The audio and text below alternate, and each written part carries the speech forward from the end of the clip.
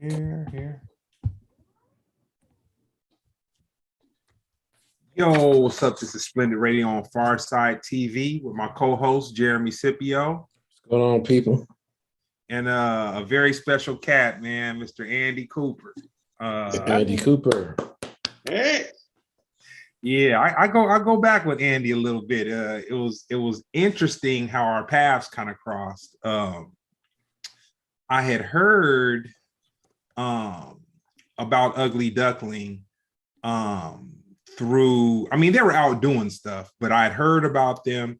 I want to say it was the lady who pressed our wax at Erica Records. She had mentioned something at the time. She had mentioned something about Ugly Duckling, and then Brown had kept in contact with a booking agent that the Pharcyde had used years ago, and back when some stuff happened and Brown kind of like pulled me into the managerial part and putting tours together and whatnot. Ugly Duckling had the same booking agency as Brown used to have a relationship with, I guess, in some kind of a way. So we ended up doing a tour with Ugly Duckling, and it was interesting because we had a bus. And I want to say they rented this, they had a car. It was some type of a car that had a tent on it or something. It was economy, man. But you guys like have 4 people on the bus? But it was a little more than 4, but okay. It was a trip to me because I was like, man, I had no idea what Ugly Duckling was. Honestly, the only knowledge I had of Ugly Duckling was, once again, the booking agency people and then the lady who pressed wax or whatnot. And I want to say that the lady who pressed wax, she was like, oh man, these are some good guys, man. They, the Beastie Boys, and I think the Beastie Boys that wanted to sign you guys. Did you guys get signed by the Beastie or courted? A semi-relationship with people in common, but yeah, nothing is okay, courted. Well, that was the conversation. You know what I'm saying? That I heard. It was something to do with something. So I was like, okay, cool. So we went out on this tour, and man, I just developed so much respect for you guys, because it was like you guys were really not that anybody else was working any less or whatever, but I saw that you guys had a lot of integrity about you at the time, and it was good for me, because this was like, it had to be around 2000 or late 90s that this took place. And I just developed a lot of. We actually did a show. I don't know if you were the manager yet. We did a show with the short-lived trio version of the Pharcyde. We did a couple in San Francisco right before Trey left, but Fat Lip was gone. I was probably there. I wasn't managing though. Yeah. I wasn't managing. And did you tell Jeremy about the time we went to Guam? Oh man, Jeremy. So we all got these promoter. This guy we know, Space Boy. He knows this lady in Guam, and they fly out Pharcyde, Ugly Duckling, and Opio, and they pay us really well to go to this massive festival. And put us in nice beachfront hotels, take us to dinner for a weekend. And they're telling us, okay, we're going to the shopping mall and we're going to do a press conference and we're going to have an autograph session and the news media is going to be there. And we get this around Christmas time. So we go to the shop, they put us in this giant Humvee limo. We go to the shopping mall to do this big like Beatlemania moment. We're in Guam. And like literally no one is there. Not one person is there at the press conference. Nobody wants an autograph. And that kind of smooch, like but there's a Firefest. But Rodney, our DJ in Ugly Duckling, he was looking all around the mall like we must be in the wrong place because there's nobody here. And he said, guys, I went around the back and there's this giant line. I understand. And the man, like the promoter, looked down and he went, actually, that's for Santa Claus.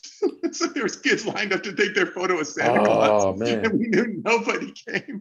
And we were just sitting in this giant like stage with what would you call it? Like, podium and microphones and nobody was there. And then we did the festival the next day, and it was like we just performed for the concession people, and it's like Woodstock with like 9 people watching. And I don't know what happened, but we all just got on the plane and went home like, well, nobody will ever find out about that. Took the money and ran.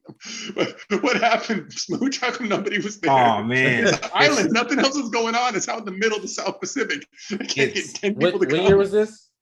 Oh, that was probably in like 2013 or something. Yeah. It had to be like, probably like 2013. And it was funny because I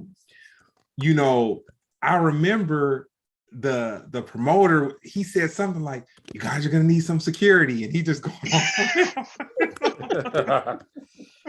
He's going on. But what the beautiful thing was though, man, I really had no idea what Guam was. You know what I'm saying? Like I knew that it was an American territory, and it was crazy because the thing was,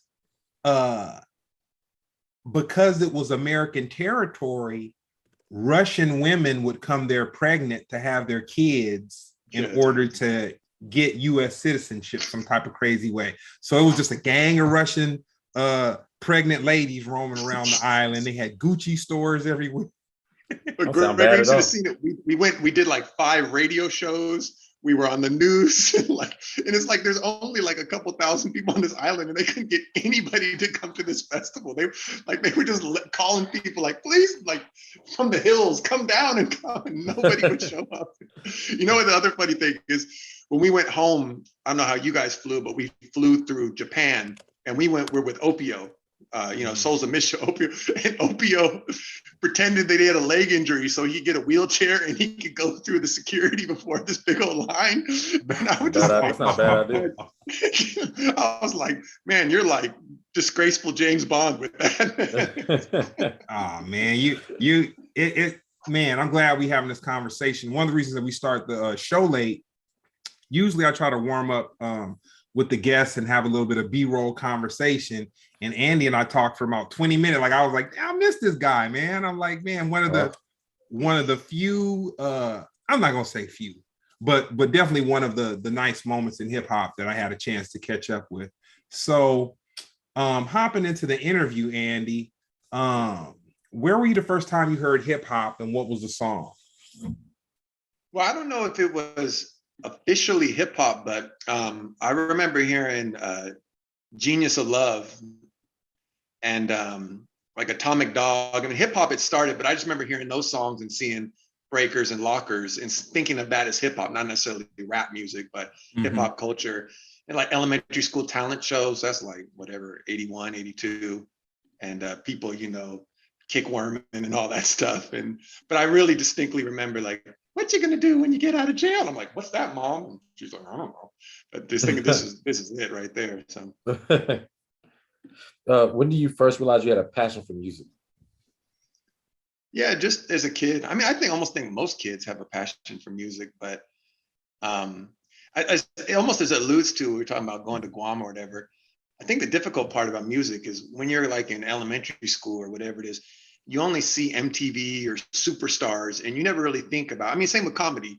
You could just see Kevin Hart or something, and you don't realize like there's this whole genre of comedy and music and entertainment that's like not something that people are super celebrities, but it's like working class or, create your own business, like almost like owning a hardware shop and not being Home Depot, so I didn't even consider that, but I thought you had to be Michael Jackson or something. That seemed impossible. But as I got older, I'm like, oh, maybe there's a way to create a career or a lane that isn't, whatever, that mainstream sort of thing. I'm gonna tell one more before we go into this. I gotta tell this one story. This is a good one. So we this is a story about when we ran into Ugly Duckling, and we'll get into who Ugly Duckling is if people don't know that are watching and whatnot. Well, that's coming up, but I just wanted to kind of get what Andy's like beginnings were. So so the Far Side is in Europe. We're traveling with the band. I was super jet lagged for some reason. I don't know why I was so jet lagged because it wasn't that far, but I just remember being so tired. And we get to this hotel, a Novotel in Germany, and I'm like half asleep, and I was so tired I didn't even want to go and get something to eat or whatever. I just like kind of went up to the room and crashed. And so I go to the room, and I think I just took my shoes off, and I kind of like rolled over on the bed. And then I always have this like as a manager, I had this nightmare because one time in Australia, I did kind of like sleep past lobby calls. So I have this nightmare of sleeping past lobby call and somebody knocking on my door and me hopping up like, oh my God. So I'm in the bed and I'm just so tired, jet lag. And I roll over and I see somebody opening up my door and they're about to come in. And so I didn't know that you guys were on the festival. And dude, I really thought I was dreaming about Dizzy. And I'm like, why am I having a dream that Dizzy is walking into my room? But they had actually gave Dizzy the key to my room for some reason. Yeah, that was in Manchester, actually. That was in England. Oh, But okay. yeah, I just remember that like they were totally confused and everybody's yelling and screaming in the lobby and they were just handing out plastic keys to anybody and hoping it worked out. Okay. Okay. Yeah. You ever been to the UK like on the weekend at a cheap hotel? It's just like people partying and out of control and the staff just being terrified because everybody's drunk and aggressive. So, yeah, it was one of those moments where someone just handed me a key. I'm like, all right, I'll go try it. And Smooch was in the room. Yeah, like, and I was like, wait a minute, am I dreaming that this dude's coming in my room? I think Rodney's like, did I just see Smooch? Rodney was like, did I just see Smooch in his drawers? Wow. Yeah. So, what city did you grow up in, Andy? Long Beach. All right. Okay. Let me see. Thing. Sorry. What was the pop and music going on when you were in middle school? Middle school is late 80s, so you know that era of hip hop, Kid and Play, and you know Bismarck and Rob Bass and all those that kind of thing, like the early Yo MTV Raps era, that sort of stuff. Mm-hmm. Nah, that's dope. Coming up in Long Beach, who were some of the MCs that you saw that maybe the world wasn't privy to see that you felt like, man, they really should have blew up? I had a really good friend named Dennis Brown, who's since passed, who's really a great entertainer, rapper that could have been great. And there's so many in Long Beach, so many in the gangster scene, you know, because like when I was in high school, you know, Domino was performing at lunchtime, and then Snoop has just started to go, and he'd be still hanging around the high school, trying to pick up illegal women or something. And, you know, that whole scene was like so vibrant. So everybody, you know, from the neighborhood wanted to be a star. So there were so many people who are good, but also getting in trouble. So there was that whole vibe around it, which is funny because I didn't really like West Coast gangster hip hop. That's one of the reasons I love the Pharcyde, because it was, you know, I respected those guys and I realized the talent, but I don't like the wackiness of more jazzy and crazy kind of hip hop, you know. So, but yeah, it was a trip.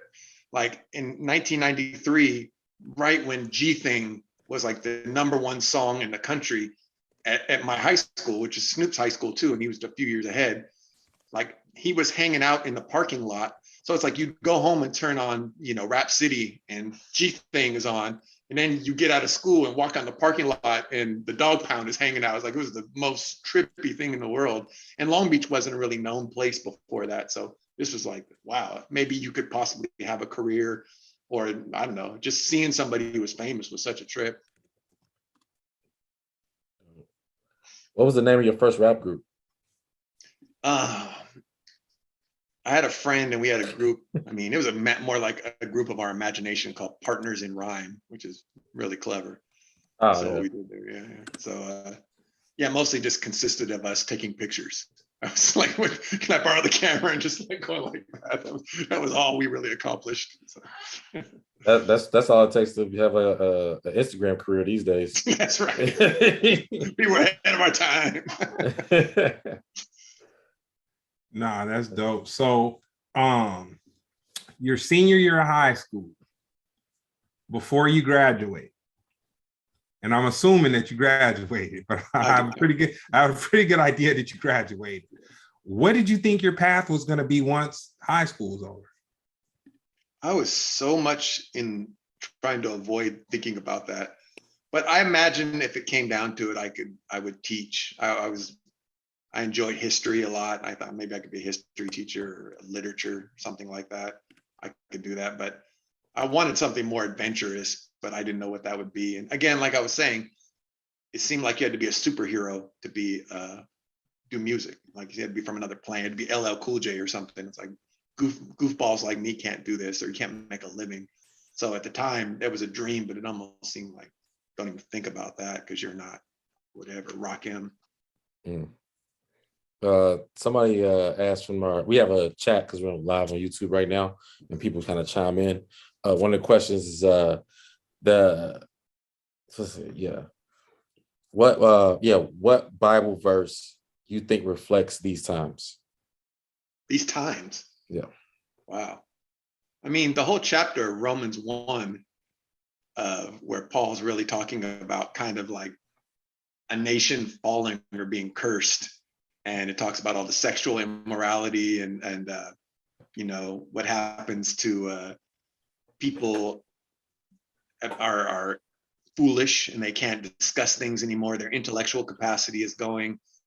And what's a trippy part about it is it's like the Lord's not so much, you know, inspiring Paul to talk about this in terms of, hey, if you don't, you know, if you do sexual sin, bad things will happen. What it's saying is because of your unbelief and your lack of faith in that there is a God, because you've rejected the God of creation, this is the ramification of that. When people turn when they intellectually don't accept the truth of God, the ramifications are like immorality and foolishness and arguing and division. So to me, it's like everywhere I look, you see this combination of unbelief and immorality and confusion. So that to me is not the most optimistic view, but that's what I see. How did Ugly Duckling form? Yeah, met just right out of high school, met the guys, and again, it just not, you know, maybe you guys have experienced, I know Smooch has, but just like naivete can be really useful sometimes because there's a million reasons why something shouldn't work, and it's illogical to try and go into a career in entertainment. But once you get excited about something and you're an idiot, you know, sometimes you just keep going until you stumble into something. So that was You ain't never lied. You ain't never lied. We actually got another comment question from Ben Frank. He said, "Who influenced the who influenced Ugly Duckling musically the most?" Probably A Tribe Called Quest and De La Soul. I mean, those are the really sample-based groups we loved, and Beatnuts and EPMD. We really loved sampling soul and funk and jazz, and like that art form was as important as rapping. And that's why one of the reasons we love Pharcyde, because, you know, the first two records, but especially the first one, was just so eclectically interesting in the sampling. So we loved all that layered classic vinyl. So when hip hop went more clubby and, you know, the jiggy era, I mean, it was, some of it's cool, but it wasn't as inspiring. We always liked the wild kind of jazziness, and the fact that it wasn't really legal to be sampling old records and combining drums and, you know, some sounds and layering it all up. That was what was exciting to me, you know. So real quick, could you please define the jiggy era? Well, just I feel like there was, you guys will remember this, there was a time where you couldn't hear hip hop on the radio, like except for K-Day or something like that. It was just, you know, an underground thing. It was a popular thing, and you could read Word Up magazine or whatever. But there was a point where, partly because of Snoop Dogg and Tupac, where they figured out a way mainstream it and make these pop stars. And so you kind of have this music that's sort of gangster, but it's also very bubblegum and poppy and shiny music videos and glossy outfits and Hype Williams and that the club and champagne. Like it's gangster enough for the guys, but pretty enough for the girls, you know, fashionable. And so to me, that's like when they figured out a way to mass market hip hop, because before that, like NWA wasn't popular you couldn't hear NWA song on the radio or on mainstream TV. Like they existed in a little niche, even though it was popular, but they figured out a way. And I think at some point they built 50 Cent in a lab.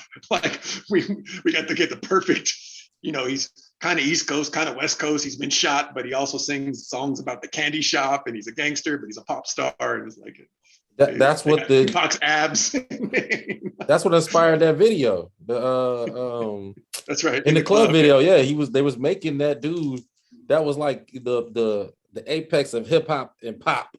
Is right. They made 50 Cent in the lab. That's a great comparison. Yeah, Nelly and all that stuff. And they're talented people. It's not, they're going for theirs. And I mean, as you can see from those kind of artists, their ambitions were to be much bigger than rappers. They were moguls and fashion brands and all that. And that's cool, but that's not what I cared about. So I kind of lost interest in all that. It's interesting that you say that, because one thing that nobody gives Dr. Dre credit for, he takes battle rappers and really teaches them how to make songs and hit songs. For sure. Yeah, I mean, he's the one who kind of sculpted that market, you know. It's almost like this realization, this gangster stuff is popular and it's exciting. How do we craft it so it can be pop music? And it seemed impossible at first, because, you know, like NWA is so, you know, it was so rugged and nasty and almost cinematic too. It wasn't built for radio, except for maybe a couple songs. But by the time they got Tupac going and Snoop and all that, they had like Gin and Juice. It's like a pop song about gangster stuff. And I would have never thought that was possible at first, but you figured it out. Mm-hmm. So how has the cultural climate affected what you do? Well, been around the block a few times now, so the cultural climate has changed and changed and changed. But, you know, the truth is, Ugly Duckling and what I've done, we've always had a lot more success in Europe than in the US.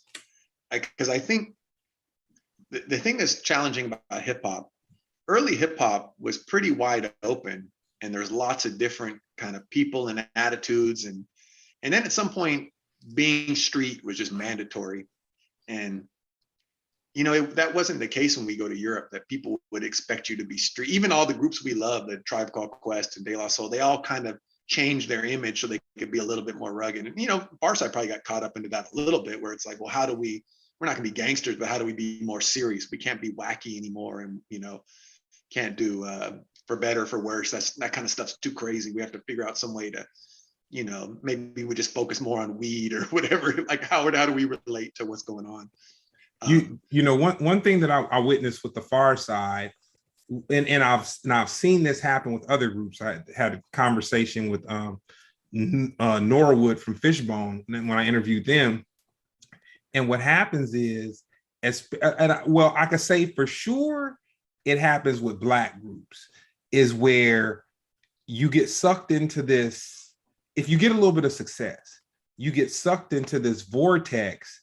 And maybe when you came into it, you were kind of quirky, kind of jovial. But you got to understand, at the time that you're quirky, at the time that you're jovial, like you're 20 years old, you're 21 years old. And Norwood, I think he called it like, everyone wanted Fishbone to do frat house rock like that. Like that was what they wanted. But then it's like, okay, that the frat house rock Fishbone was the Fishbone that was from the Valley, from South Central, from Inglewood, and they're these ska and punk cats that are able to do this music that get them up out of the hood. Well, once you get out of the hood, you're like, man, there's a little more to it than frat boy rock. There's a little more to it than jovial stuff or whatever, which I saw the Pharcyde. It was like, I want to say I can remember Brown pretty much like we don't want to be clowns anymore. Like we don't want to, like, it was like the Bizarre Ride and all that stuff was cool, but there's other stuff we need to touch. You know what I'm saying? And there's something. I was telling my wife about that, like where, you know, the first album was kind of clowny and passing me by and all that stuff. And then the second album, it's like songs about groupies and I'm a celebrity and traveling and all the stuff they've been doing for the previous 2 years. And all of a sudden they're kind of cool guys, and you know, it's hard. You know, at first I can't get a woman; she keeps passing me by, and now it's like I gotta learn how to control all the women I have. And so I got it, but you know, yeah, that's the challenge, like you said. That's funny. There's another comment section question from Ben Frank.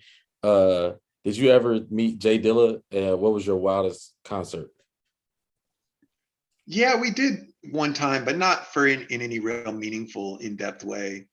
And I mean, it depends what they mean by wild. They mean wild like fans and all that stuff. Probably lots of good festivals, but to me, it's like the things I remember, like what I described about going to Guam and being this giant Woodstock-like festival field and having just the people selling popcorn watching and just figuring, you know what, if we don't finish the show, they might not pay us. So just keep rapping and keep looking like we're having fun and keep smiling and pray that they give us the money, we get on the plane and leave. Those are always the things I remember, because it's like what makes you strong as an artist is getting through awkward situations. So it's funny, like really big triumphant stuff, I don't hardly remember it or anything, but what I remember is like these really awkward in-store performances where there's like two people and like an old lady in the, you know, the classical section, like, what are they doing? Like, you're just like trying to do your, you know, whatever. You did comedy where it's just like, it ain't going well and this is rough. And it's like, that's what builds your ability to do it. You can get through those things. So. And real quick, to kind of build Andy's character, he was the guy, he wasn't partying on the road. He wasn't really hanging out too much. He'd go straight to his hotel room after the show and just be the moral compass for for young wild guys like following this compass. Nobody was following. Oh shoot! You guys used to have that percussionist in your group who was like borderline psychopath looking at women. like he would say stuff that was really uncomfortable sometimes. Hey, that's on the homie. What's the best advice anyone's ever given you? We had a guy we used to work with, and I still think about this a lot. He had a lot of success being a producer in the 80s with pop music. He worked on Stacy Q, who had this big hit. And he said, if you want to be an artist, then be really appreciative that you have any audience, that anybody supports you if you want to be an artist. If you want to be a star, you better give the customer what they want and don't get them confused. So don't do your artistic thing and then expect everybody to come flocking. If you want everybody to come flocking, you better create the thing that makes people flock. And it was just helpful for me to have that distinction, because you can get so wrapped into yourself that you think, especially when you're young, everything you do is brilliant and that you're going to be a star just because you stood on a stage or something like that. And that just helped give me perspective, like, okay, there's different ways to see this, and don't confuse business and art, you know. And if you can make your art into a business, appreciate that. That's a wonderful thing to get to do. But you know, temper your expectations, maybe. You know, with my travels in hip hop, I've seen, I won't say I've seen a lot of drugs, but I've seen drugs. But I'll tell you what the most powerful drug is that I've seen: fame. Yeah, for sure. That is the most powerful drug I've ever seen. And people would do anything for it. Literally anything. Will get treated any type of way, all morality, you know, everything kicked to the side. So another quick one that I'm gonna give you about Andy. So I used to go down and hang out in downtown Long Beach off of Pine. And I knew people that had clubs down there and stuff like that. So I don't know if the Pharcyde was performing at a little club down there, or if I was just down there, you know, hanging out, or girls or what. But I remember being downtown Long Beach and I was having drinks, and I I see this guy run past me, and I once again, and I'm not a lush, I'm not a drunk or nothing like that, but I was like, damn, that looked like Andy. But he was moving so fast, and I was sitting in the restaurant. It's not like I was gonna run out the restaurant. Hey, Andy, what's up? So for whatever reason, later that night, I ended up running into Dizzy. It might have been a hip hop something going or something, and I was like, Dizzy, I saw this guy running around, down here, and he kind of looked like, yep, that was Andy. Notorious. They used to call me the midnight jogger. I used to come out. Yeah. The midnight jogger. And you know what's funny about that fame thing? What I always wonder, imagine if you're like Diana Ross or something, you've been famous for 60 years. Like, you haven't heard no in so long. Every one of your jokes is funny. Every opinion, someone's going, I agree. Like, and I can't imagine how that warps your sense of reality, to have everybody always agreeing with you, everybody being deferential, everybody being terrified to offend you. Like, imagine after decade after decade after decade of that, what that does to your consciousness. So I feel like that would be more of a prison than anything you could ever experience, because how could you ever live life when things are set up that way? And I'll also add that I got turned on to Ugly Duckling, like I said, it was through the booking agency, it was through the lady who pressed our wax, all that kind of. She's like, she's like an older lady, really nice, and she's like, yo, you need to check these guys out, blah blah blah. And I will say, from us being on the road together in the United States, just a whole bunch of shows in a little amount of time. I know we just did shows back to back to back to back to back. To me seeing you guys in Europe and me really saying, like, these guys are kind of big. You know what I'm saying? We had more of an audience there. You know what I used to love about the Pharcyde show? We'd watch the Pharcyde show every night. And particularly Imani, he could stall for time, like Beethoven writing a symphony, like he could kill 15 minutes with just and they would play like Rick James and just jam with the crowd and talk, and we go stop the show, then we go start the show, we would do the show. And I'm like, wow, we're just like, it was just like, and the audience loved it. I was like, wow, I didn't know you could do that. I didn't know you could control people, and not in a bad way, but just like entertain and amuse people the way those guys could. But we just used to like, wow, he is just milking this, like just filling whatever the time is they needed to get to. And we don't, we were fans. So like, why don't they just do some album cut? And he's like, no, we're gonna play Flashlight or whatever they were doing. I just remember, I really love watching groups who are good performers, and we open for 1 million groups, and it's always a pleasure to watch people perform and do their thing, like I said, comedy, music, anything, and just see how do they pull it off, what's their angle, what's their personality as a band or as entertainers.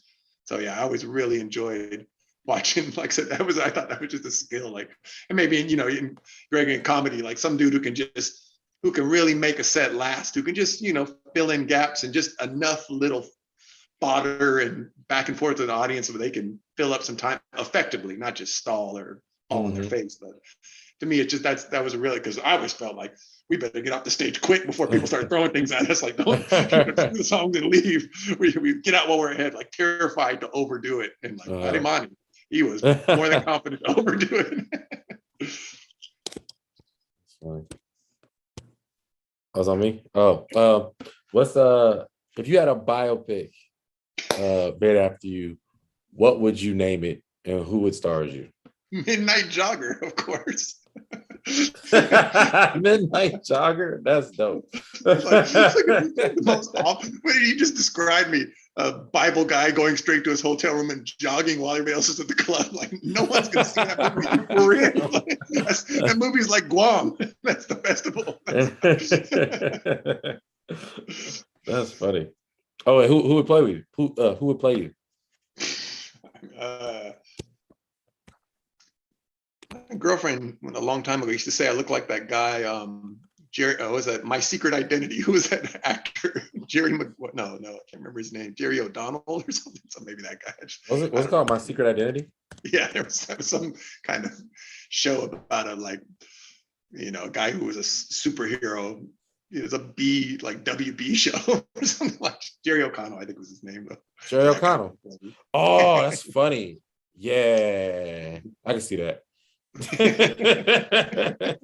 That's all. Like, who's your in your biopic? Who's you? Who's Gregory? You talking about me? Yeah. Oh man. Yeah. Oh man. I couldn't even call it, man. Who's Jeremy? You know the name of it. You know what?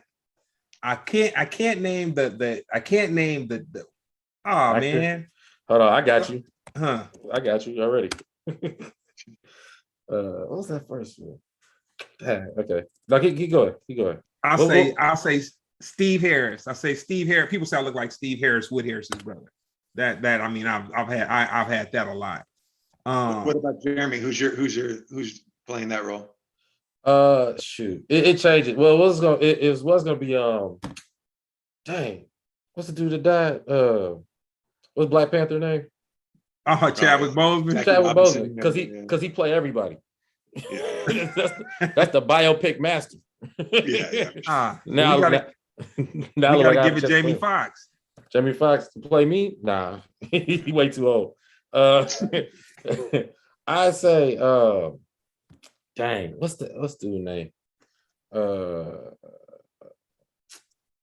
I mean, maybe if he's not too old, Antoine Fisher, that dude that played Antoine Fisher.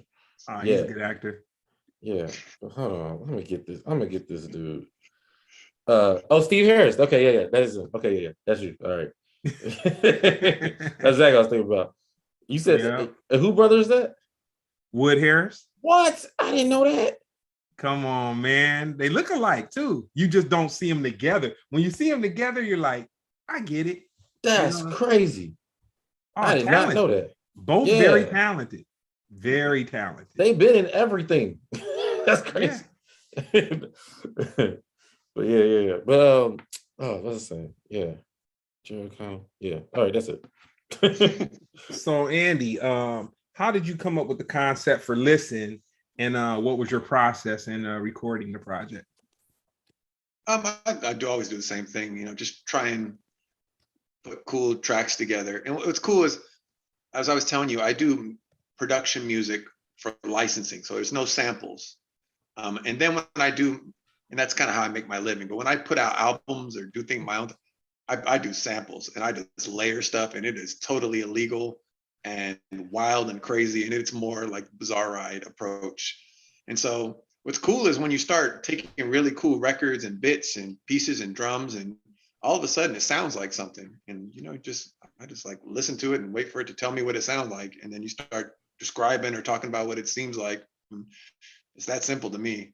So it's kind of fun sampling. You just layer a bunch of stuff together, and then all this weird, because these things don't belong together. These drums are from a rock record. This bass line's from a jazz record. This is from a soul record. These things, they have this weird relationship of air and sound, and they're from different time periods. And all of a sudden it's like got this magical quality. It might sound like crap, but it's got a weird magical thing to it and set you down that road. So that was what I loved about hip hop. And again, what we're talking about Bizarre Ride or anything of that era, that was that kind of style.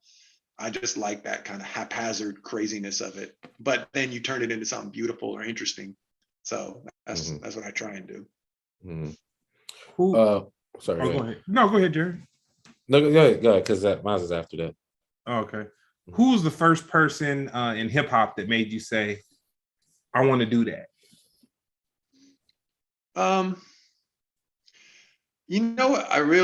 The one I remember coming home and just saying, I have to know that, is a Children's Story. I remember I was at the park and someone was playing Children's Story over and over and over again. And I'm just like, I have to know every word of that. I have to be able to do that. And then remember going to school and, eventually figuring out, and some like things I didn't understand what he was saying. Like, cop shot a kid who was a DT undercover. Like, I didn't understand what that was. So I was just like saying phonetic things.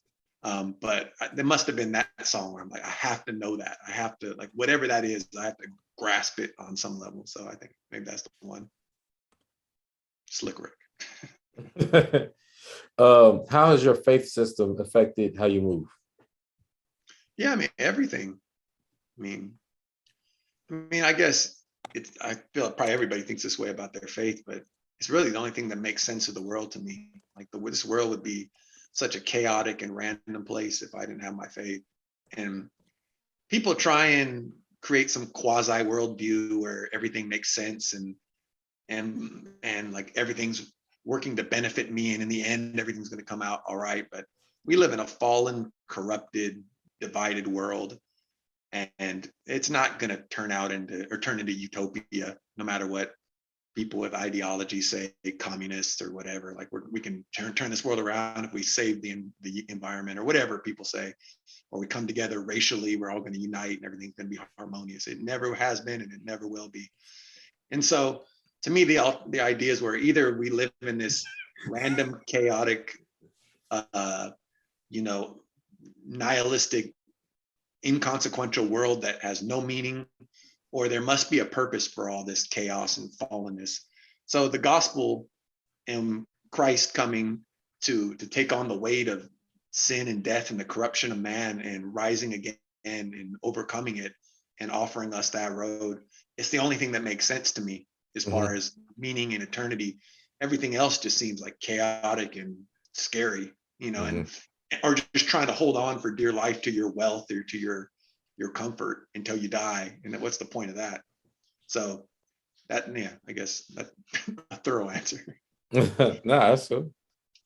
Yeah, no, for a moment there at the beginning part, you and Jeremy were kindred spirits, man, because Jeremy, as far as everything being, in Jeremy's comedy, but you got to check him out. Jeremy Scipio comedy, man. Very, very smart comic. Very, very, very, very witty, very, very, very smart comic. So what is your ultimate goal? I mean, it's like with music stuff or just in life in general. My big goal, I just want to know the Lord in a more and more intimate, real way. And as far as making music, the one thing I think is valuable that I can do is make songs. And I don't know, sometimes songs stick around for a while, and they're even, it's like this own little universe. A song can have this special power and, can touch people who don't even know who made the song in the first place. So I'm always like, just make as many of those as you can, and maybe one of them will be good, or one of them will have some utility for somebody. That's like artistically. And I find that a lot more healthy than I need to be famous, or I need to be known, or I need to be credited. Like if I can just create things that are valuable and put them out there, maybe usually that takes care of itself. That's always been the artistic way of approaching it, or at least it has been for a long time. Well, you ever had any near-death experiences? Yeah, one time, like in high school, got shot at one time, and it wasn't as bad as it seemed. It was way more dramatic. And then one time out on the road, we were driving a Astro van, and we hit a crazy patch of ice out on like Albuquerque Highway, like on the 40, out in the middle of nowhere. And it was like driving down the highway. It's cool. It's like 2 a.m. and we're like, there's a truck up there, and the headlines are like this, and it was like life. It seemed like it took 2 minutes just to spin around in this highway going 60 miles an hour, and somehow we didn't fall in a ditch, or we were out in the middle of nowhere and it's freezing. And it was like, I remember the next day being so happy, like I am alive, I survived, and that's the upside of almost dying, I guess. Yeah, man. Yeah, man. But almost died about 1 million times on the stage. So near-death experience about 50% of the time. So we have a part of the interview where we ask people about either a time when it was them or one of their friends got monkey hustled.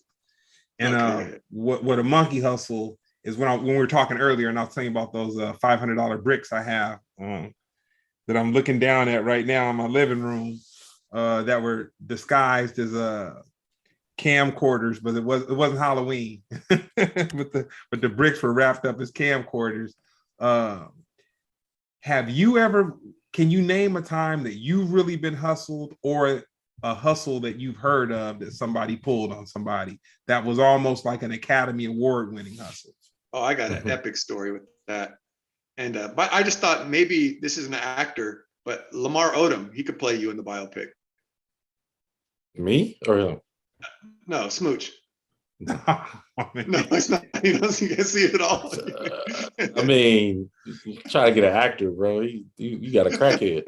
no, man, go easy on Lammy, man. Personality. I am. That's easy. He's done a lot of stuff. Crackhead is a light definition for Lamar Odom's rap. Lamar Odom in a coma.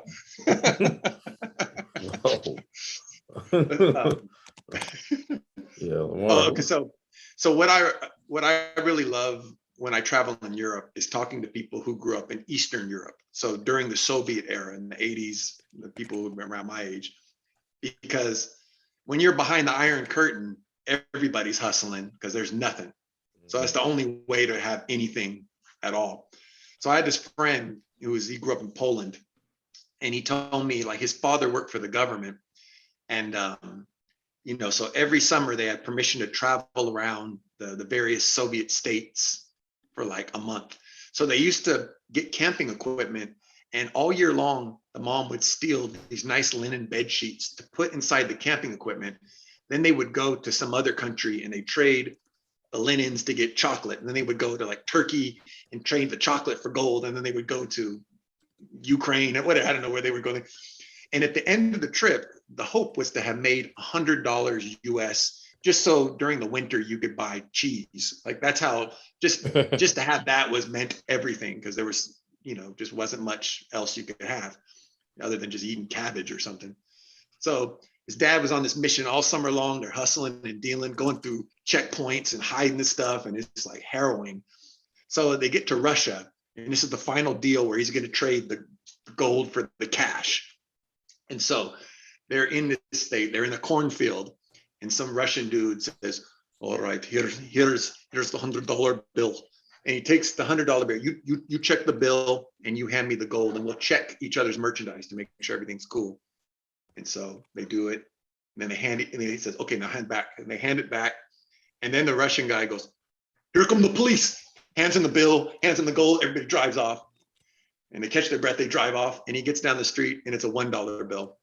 And dude switched the bill on him. And he said his father, who was the most stoic, noble Polish man, just started weeping, crying, like, just like having, got monkey hustled in the middle of a cornfield in Russia, and he put this whole adventure to just try and make some cheese money for the winter. And it was a massive, massive fail. So those stories and people suffering behind the Iron Curtain, I always find amusing. Dang, that's the first monkey hustle that I've heard that I ever felt kind of sad for, man. You enjoy someone getting monkey hustle, I see. Yeah, usually it's funny. Yeah, man. Yeah, my homie, man, he bought a TV and like quick, get $200 right now. It was like off the back of the truck. He was on the truck, and then somebody was like hand to him, so it was like perfect timing. So he got that thing on the truck. He said, man, at the end of the day, I don't know why he did that. He said that was just a big old block of wood, man. Yeah. I had a friend who had VCR for a cinder block and all that. I think that's the classic. People don't, you gotta check those things, man. Yeah, at least tell me I broke TV. Recently, I told that communist story to this Romanian guy that I met, and I thought he would think it was funny, but he wouldn't like. And he told me the story where he had done some similar thing for 2 years, and he was selling something to get 500 Deutschmarks with German money. And so the dude had a money counter and like put the money in, 500. Let's do it again. 500. He goes, here, I'll count it to you. Boom, boom, boom, boom, boom, boom, boom, boom. Put it in his hand. And he got back to like his house, and it was like 80 bucks. And he's like, I still don't understand what that man did. He was like David Copperfield with the money. Fast. And he goes, it was like 2 years of work. And that dude took all my money in like 2 minutes because you can move those bills around. So, but anyway, just like, you had to be slick over there. Crazy. Let's say, what other genres of music do you listen to other than hip hop? I really love classical and jazz. So I'm like, Tchaikovsky is my favorite classical dude. And I love getting lost in some crazy bebop. Like I can listen to Coltrane or just, it's not even really because I love it. I just feel like it's so melodically rich and there's so much going on that if I listen to it, maybe it'll get into my subconscious and, you know, maybe I'll come up with a good idea somewhere down the road. So, if you could have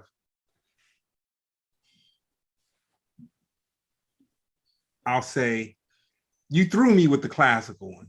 So, but anyway, you threw me with it. But no, not that it's bad. Classical music, no. Are you surprised that the Midnight Jogger likes classical music? Put that in the biopic too. I'm really not surprised when you say it like that. Midnight Jogger, that's such a good name. That's your next project, Andy. You know what I'm saying? The Midnight Jogger. Who are your top 3 favorite musicians, not limited to genre?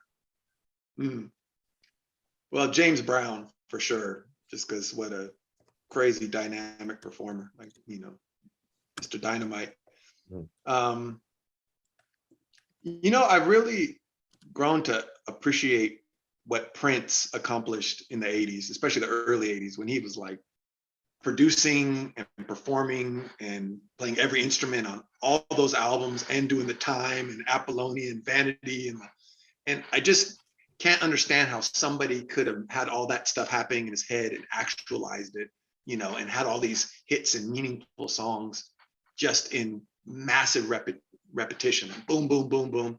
Like how incredible an accomplishment that was. I mean, all this stuff throughout his career was good, but just that, like, you ever hear stories of that dude? They just said he could walk into a studio, play a whole bass line once, perfect. Play this once, perfect. Have the whole song in his head and just like mind the hands in real time.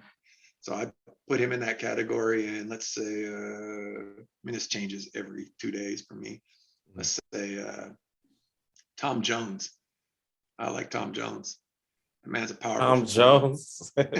It's not unusual to be. But you know, so Tom Jones had a variety show like 67 to 69, and you can watch him sing with Wilson Pickett and Ella Fitzgerald and Stevie Wonder, and he goes toe to toe with everybody, Aretha Franklin, and just kills it. Like he could really go. So I enjoy seeing that.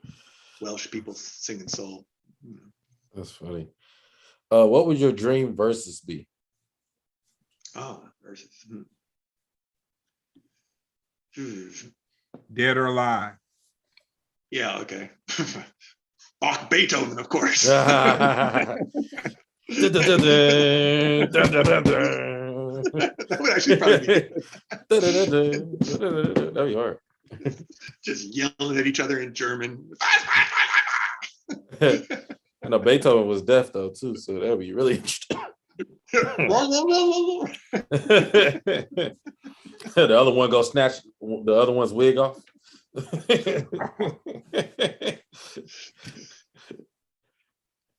Yeah, I don't like. What's been your favorite verses so far? I enjoyed Earth, Wind, and Fire and the Isley Brothers. I like that one. The rap ones, I find sometimes I find them uncomfortable, especially like when the rappers bring out other dudes who haven't performed like in 10 years, you know, running out of breath or they don't want to get off the stage. I find it uncomfortable to watch. Man, that Kiss versus the Locks versus Dipset, man, that was crazy, bro. I don't even know if it could be better than that for real. I'm waiting. Yeah. That was electric, man. Yeah. Yeah, who you got though? Nobody? Oh, I like the modern era of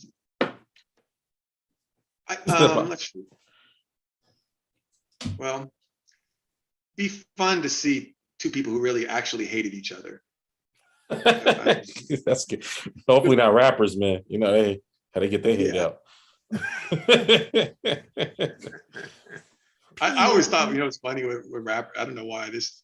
I'd like to see Suge Knight somehow involved, because what I always liked about the Suge Knight thing is like the more disabled or fat or old or in trouble he got, like the more people talking bad about him went up. It was like this ratio of the more inability he had to do anything, the more people were happy to talk about it. So I enjoy revisiting that, like that epic tale. Y'all kind of felt bad for him because I remember, like, didn't he get like shot or something at a Chris Brown concert, and then he tried to handle it civilized, but they didn't treat him like a human being. Like, you Suge Knight, like you the threat.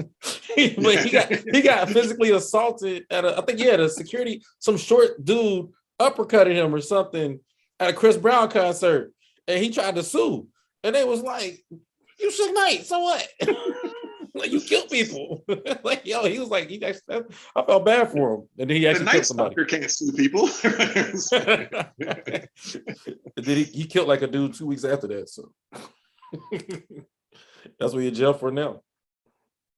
Yeah, no, that's, to me, that is like one of the more fascinating. Yeah, that would be, to me, interesting. Like the him versus the death row people who hate him, or I don't know if that, or I don't know how that. Nah, Suge versus Puffy, man. Bro, I'm about to say, you make it sound like it's a fight.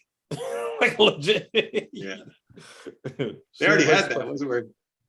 It was when he was doing all in the videos. They already had that versus, I guess. Yeah. The BT greatest rap mogul. I like that. Yeah, see, there you go. The mogul versus. That's mm-hmm. Who's your mogul, Smooch? You're in the rap game. Your top guy is P. Diddy.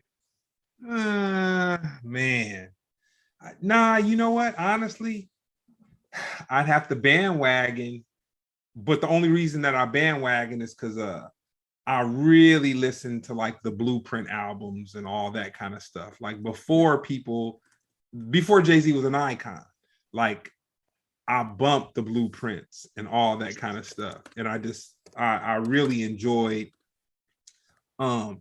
intellectual and intelligent rap. I felt that I didn't think he was the dopest rapper, but I felt the way that he put words together and the way that he did what he did he was very talented. You know what I'm saying? Yeah. But do you think of him as he became a mogul, but that wasn't his first.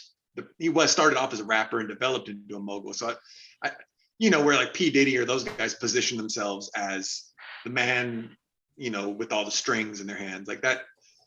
So You know what I mean? Like some rappers build themselves into that. But I mean, like I like when you watch WWF when you're the kid, I like Mr. Fuji, Jimmy Hart or whatever. So or Paul Bear. I like the manager, the man behind the scene. Yeah, Dame Dash, man, that's he may have made some mistakes, a lot of mistakes, but how his philosophies, I actually dig him, man. Yeah. Like philosophy wise, but I'll tell you a guy who did it early on that we forget about is Luther Campbell. Yeah. Like he really was the guy to very outwardly be, I have my own Luke Skywalker Records, it's my business, and they were doing it. Before that was there was really an industry for that. Yeah. Luther Campbell. So, Andy, describe yourself 5 years ago. Well, it's interesting. 5 years ago, I was trying to figure out what to do because I had done Ugly Duckling for so long. Maybe you can relate to this. I was in that group for so long, and that was I was passionate about it. I tried to do everything, and then it kind of played itself out, and there wasn't anywhere else to go with it.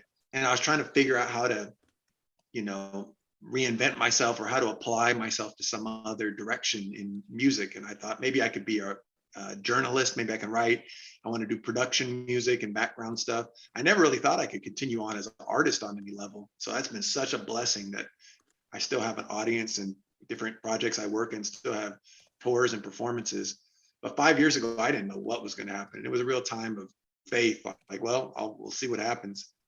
So sometimes it's really important to go through dry times, to walk through the desert and go, I don't know what's happening next, but I'm just going to keep walking and try and be myself and work hard and see what happens. And hopefully I'll stumble into something, because I did not have a real sensible plan other than I was confident that I was a reasonably responsible person, but I didn't know where I was going to land. Because sometimes, when you've had anything that's successful, it just feels like it was so fortunate or so random. You can't recreate that again, or you can't go back to being a young dude. And how do I function as an older dude? But so I was, that 5 years ago I was excited, but I didn't know what was going to happen. What's the smartest thing you ever did with money? Well, I give credit to my dad for this, but I'd saved up some money for a while, especially before I got married. And so I had some money in a bank account. And when COVID hit, after first few months, there's a stock market crash and everything just disappeared. And my dad told me, Andy, go put every cent you have into, go find a broker. Like I went Merrill Lynch, and someone he actually knew. He told me, so you should call this guy, and invested in a kind of a broad money market and just diversified kind of portfolio plan. And like the first year's return was like 35%. So I just fortunate to have some money saved up and hit it right. I mean, hate to be profiting off tragedy and whatever, Corona and all that stuff, but I mean, but I did understand that, the stock market's going to come back, and people they dipped out of here for a while because they don't know what's going to happen, but things will probably stabilize. So that was really fortunate. Mm-hmm. What do you miss most about times before the pandemic?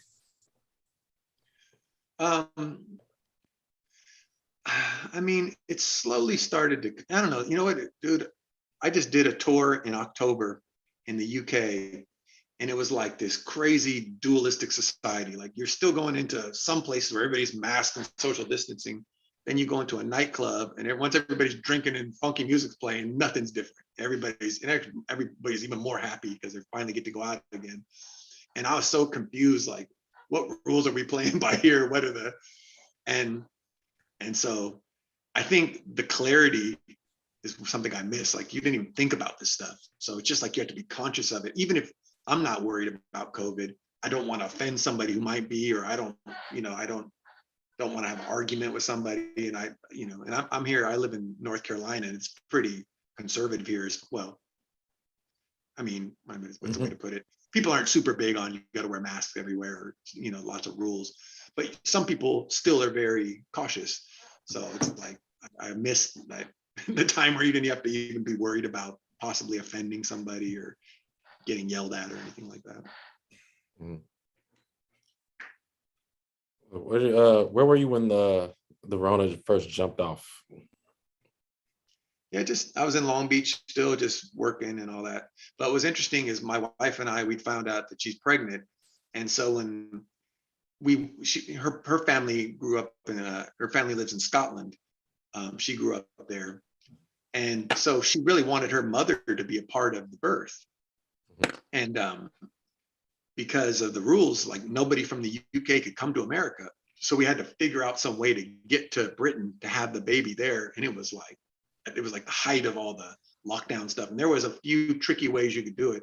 But I was like getting on airplanes, not knowing if they were going to stop us at the border. It was like so scary. Like what happens if we get shut down in the middle of some airport in some transition place, or the border rejects us and makes us go back, or what's going to happen. So that was a spooky time, like, especially well pregnant at that. So I was in the midst of that when the Rona was really kicking. Well, man, I hope at some point you can have a conversation with this child and let them know all the links that their parents went through. Man, I wonder what psychologically, like the boy, when he was born, the hospital, he never saw one nurse's face or doctors, and everybody was so cautious about everything. And it's a weird thing going through this incredibly intimate and powerful experience, and everybody just like, like that. And I don't know what those people look like. So anyway, I'll try and explain that to him. Hopefully it'll be like, it won't still be going on. That's what I hope. I know, Dad, everybody's still wearing masks. When I was young, my mother used to always talk about the big blackout in New York. That's what it was like. Oh, you don't know about the big, like, New York blacked out. Like that was like the thing. That was the biggest thing before this. And it's not even close. Summer of Sam and all that, like that. I think it's 1970 something, but that's all they was talking about. Like, just, that's like it was like the the one thing that everybody in the room, because my family from New York, they'd be like, oh yeah, no, you don't know. No, you see, that was way before you were born. That's what it's gonna be like. Like, do you know you was born during a global pandemic? Smooch, the one Smooch, LA dudes, the LA 92, the LA riots. That was the one where it's like, yeah. That was terrifying. Like, what is this society going to exist in a week, or the riots, are what made me not really work for anybody, man. I was working at Abercrombie and Fitch, and folding sweaters. Yeah, sure, and slacks, but yeah, sweaters and slacks. And when the homies would come through, they would get a bunch of slacks on the bottom and a bunch of sweaters on top, and they might pay for one sweater and maybe a pair of slacks. You know what I'm saying? We hooked them up, but we had a manager from Illinois, and she was really conservative. She didn't know anything about LA culture. The part of Illinois, Chicago, it was like a suburb of Chicago, but Chicago's like one of the most segregated cities in the country. Like it's just, people just don't mix like that. So when the curfew jumped off and the riots jumped off, she called me that Saturday morning, and then I wasn't on schedule to work, but she had to work, and she said, you'll be here if you want a job. And I remember the anxiety I felt when she said that to me. And I was like, you know what? I'd rather take my chances hustling. I'd rather take my chances doing something for myself than to ever have that fear over me of somebody being like, you better do this or you're not going to have a job. Dude, I'll tell you something. I used to have this boss named Evelyn. I worked at this Christian bookstore. And I don't know, this woman just had it for me in a bad way. And so I just couldn't stand dealing with this woman. And later on, when I started earning money, especially we do shows and I'd have cash, I would look at money as this buys me time away from Evelyn. Like this cash, this represents 2 months. I don't have to see that woman. I would just think of currency in terms of distance between her. Nah, that's dope. Well, no, man, Andy, I really want to thank you for the I thank you for the interview, but I thank you for the conversation we had before the interview. Like we haven't spoken in probably 10 years or so. I think I've reached out to maybe like one time or something within the 10 or 15 years that we talked. But our conversation before the interview was a really, really powerful conversation. I appreciate you for that. And then also appreciate you for sharing your journey with us. And, what I try to do with Splendid is I try to humanize artists. Like everyone, can start from the point that they became popular and famous, or, the bells and whistles. But I just have an affinity for like the story before, like the stuff that led up to this person we have. So I really want to thank you for the interview, my man. Yeah, absolutely, man. It's great to talk to you guys. And I'm looking forward to seeing some of Jeremy's comedy. Hey, the world is like, you don't trust anything in the world, or with the cynical comedy that you have. Say it again. Was Smooch saying that it's a very cynical comedy with regard to utopia and things like this? No, I wouldn't say that completely. I just say I was vibing with you with I was just vibing with you because I kind of knew the direction you was going, as far as like people thinking that, there's going to be like some overall, something's going to happen. No plan of man is going to be world peace. It's not going to result in world peace, but, I think it has to come from a higher source. That's all. I don't think I really had tap on. I want to, but I don't think I've ever tackled anything like that in my comedy, at least not yet. It's interesting. It is funny though, the kind of, there's a degree of like comedic arrogance to thinking that despite thousands and thousands of years of evidence to the contrary, that I'm going to figure it out. I'm going to crack this and that and bring about utopia. Like there's a certain kind of humor that someone could possibly think they have the solution after all the data we've compiled that shows people are going to kill each other. Well, it's man in power, man. It's like a tug of war. You know what I'm saying? Like, if a man, it's not even tug of war. Once a man gets a certain amount of power, that greed is too tempting. It's just, I don't know who's above it. So yeah, but anyway, I got some stuff. I got some stuff for you. Okay. Yeah. It's that and roaches. You got anything you want to shout out, Andy? Any projects? Give your socials. I have one very exciting I did a 2-volume hip hop collection for children that's coming out next month called Kid Hop, and it's really well done too. I tried my best to make really high quality classic hip hop style music, but do things about taking a bath and brushing your teeth and cleaning up your room. So, oh wow, I think actually this might be the Midnight Joggers way through. This might be the thing that takes me to the top. Like this, I'm making it all on children's music. that's funny. So there's that. Yeah. No, and give your social media stuff out. Yeah. Andy Cooper 75 on Instagram. That's the main thing. I don't know. I probably have. It's the same thing on Facebook. But I never go on Facebook. Cool. And you, Jeremy, I should be you got more any? ambitious about these things, Smooch. Show me how it's done. Oh yeah, I can't show you nothing, man. I look at dogs and food, man. Yeah, man, I stopped being on Facebook. Man, my brother was mad at me, or he thought I wasn't talking to him, and I didn't even find out because I don't even be on Facebook like that. He was like, how come you ain't talk to me? I'm like, because you're using outdated technology. But that's like, if I want to make an announcement to my family, I'll tell it on Facebook. I avoided a whole family skirmish by just being unaware for years. Completely. Trump ruined Facebook. It's funny when people do that though, when they're like try and put these passive aggressive general things on Facebook about, when certain people don't appreciate you when you try to like lecture your family or some friends. Like, has that ever been effective? Has that ever worked to a positive outcome? Yo, man, dang, there's some things I want to say I can't say right now, but because people actually do check out the stuff I do. But yeah, I have Thursday I'll be at this place called Comedy Patio. Friday I'll be at Nightcap, and oh man, I'm tripping. That's the wrong week. Thursday I'll be at Laugh Factory in Long Beach. That's where I'll be, 7 p.m. And Saturday I'll be at Crack Brewery. I'm saying that wrong. And Gardena. I'll be jogging by, and when you're in Long Beach. That's funny. Oh, and one of our chimer-ins said they would get Ben Affleck to play you. Yeah, I'll take that. Our chimer-inners. Oh. Do you guys have a name of your super fans? Like a, like a particular, man. Are they the chimer-inners or the smoochettes? Man. Splendiddies, man. We do need something. I like that. We need something. Dope. Well, no, man, I want to thank both you guys, man. This has been a pretty cool episode of Splendid Radio on PharcydeTV.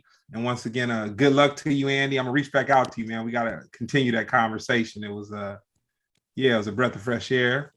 And then once again, congratulations to Jeremy. He has a special. What the name of your special and where it can be found? Sociopath. Just the album's out right now, and you can find it. It's streaming on everything, but preferably if you want to help out the most, buy it whole on iTunes. Also, I just want to say shout out to Slink Johnson. Happy birthday. Yesterday was his birthday. My man was dappered down, so just wanted to give him some love. Yes, sir. Yeah. All right. Well, that's been